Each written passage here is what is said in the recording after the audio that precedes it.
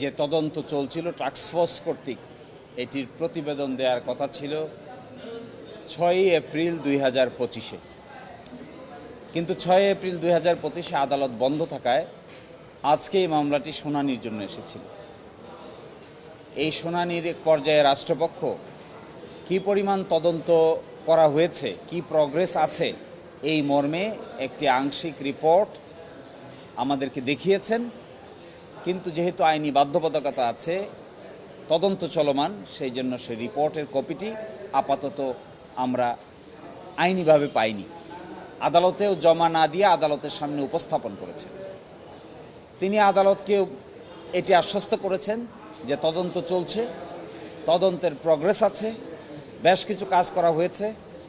America সহ বিভিন্ন জায়গায় ডিএনএ টেস্টের জন্য রিকোয়েস্ট পাঠানো হয়েছে এবং এগুলো আসার জন্য আরও কিছু সময়ের প্রয়োজন। তদন্তকারী কর্মকর্তা যিনি ছিলেন তিনিও আদালতে উপস্থিত ছিলেন।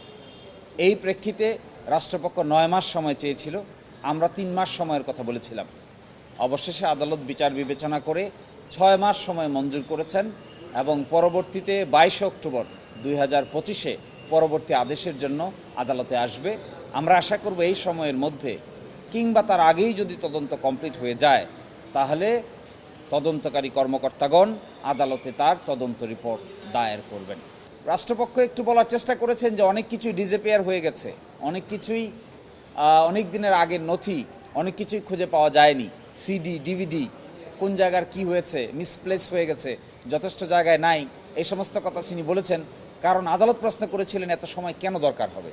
9 মাস যেহেতু তারা সময় চেয়েছেন, সেই জন্য তার জাস্টিফিকেশন করতে গিয়ে কিছু কথা বলেছেন যে এভিডেন্সগুলো অনেক কিছু ডিসঅ্যাপিয়ার হয়ে গেছে। তো এগুলো সব আসলে যেহেতু তদন্ত চলমান, কিছুটা সংবেদনশীলতা আছে, সব চাইলেও আমরা ডিসক্লোজ করতে পারিনি। আমি প্রগ্রেস রিপোর্ট দেখেছি, তিনি প্রগ্রেস রিপোর্ট নিয়ে এসেছেন, আদালতের সামনে আমাকে দেখিয়েছেন, আমার সেটা প্রাথমিকভাবে দেখার সুযোগ হয়েছে। আমার মনে হয় তারা সিনসিয়ার ওয়ার্ক করছে, আর একটু সময় দিলে অসুবিধার কোনো কারণ থাকবে না।